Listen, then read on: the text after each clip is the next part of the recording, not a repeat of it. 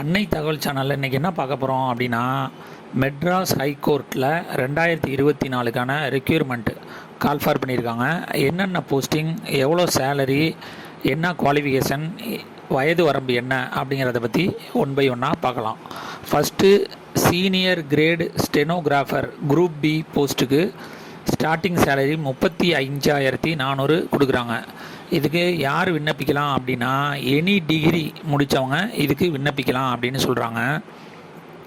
மற்றும் மாநில தேர்வு வாரியம், தொழில்நுட்ப தேர்வு வாரியம், தொழில்நுட்ப கல்வி மற்றும் பயிற்சி வாரியம் புதுச்சேரி இதில் stenographer lower junior grade English மற்றும் உயர்நிலை சீனியர் கிரேடு ஆங்கிலம் மற்றும் லோயர் டைப்ரைட்டிங் தமிழ் அல்லது மலையாளம் அல்லது தெலுங்கில் ஜூனியர் கிரேடு முடித்தவங்க இதுக்கு விண்ணப்பிக்கலாம் அப்படின்னு சொல்கிறாங்க. Second junior great stenographer group C post starting salary 25,500 கொடுக்குறாங்க. இதுக்கு 12th பாஸ் பண்ணியிருந்தாலே போதும் அப்படின்னு சொல்கிறாங்க. இதுக்கு புதுச்சேரி அரசால் அங்கீகரிக்கப்பட்ட மாநில தேர்வு வாரியம், தொழில்நுட்ப தேர்வு வாரியம், தொழில்நுட்ப கல்வி மற்றும் பயிற்சி வாரியத்தில் தமிழ் அல்லது மலையாளம் அல்லது தெலுங்கில் லோயர் ஜூனியர் கிரேடு முடித்தவங்க இதுக்கு விண்ணப்பிக்கலாம் அப்படின்னு சொல்கிறாங்க. மூணாவது translator interpreter group C post starting salary 25,500 சொல்லியிருக்காங்க.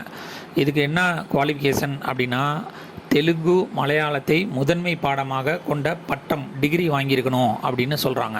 அப்படி இல்லை அப்படின்னா எஸ்எஸ்எல்சி ஹையர் செகண்டரி டிகிரி பாடங்களில் ஒன்றாக தெலுங்கு மலையாளம் படித்தவர்கள் விண்ணப்பிக்கலாம் அப்படின்னு சொல்கிறாங்க.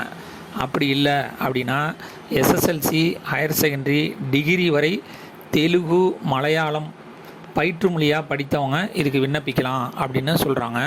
இதை தவிர ஆங்கிலம் மற்றும் தெலுங்கு மலையாளத்தில் படிக்க, எழுத மற்றும் பேச போதுமான அறிவு பெற்றிருக்க வேண்டும் அப்படின்னு சொல்கிறாங்க. Fourth junior clerk group C post starting salary 19,900. 12th pass பண்ணியிருக்கவங்க இதுக்கு விண்ணப்பிக்கலாம் அப்படின்னு சொல்லியிருக்காங்க.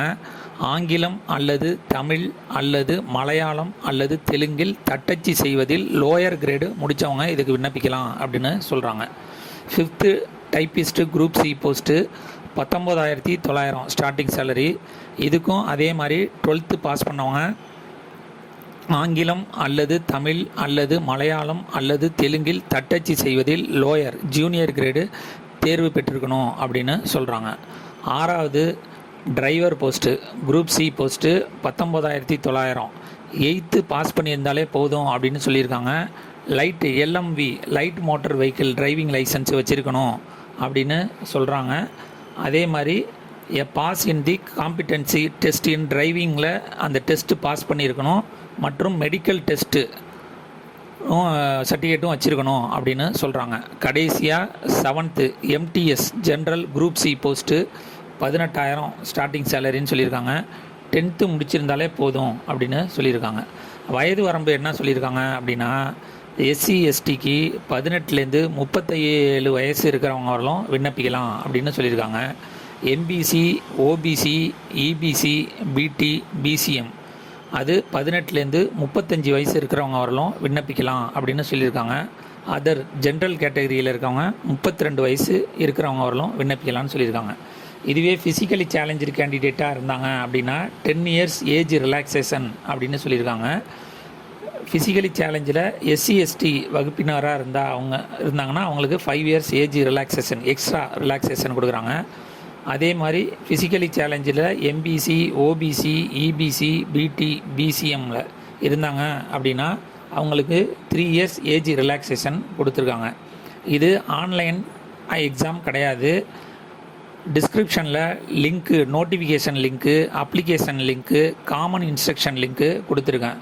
விண்ணப்பிக்க கடைசி நாள் 23/4/2024 மாலை 5:45 மணிக்குள்ளே கிடைக்கணும் அப்படின்னு சொல்லியிருக்காங்க.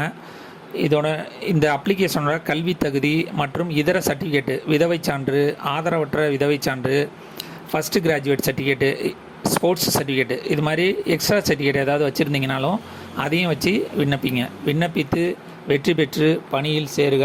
நன்றி, வணக்கம்.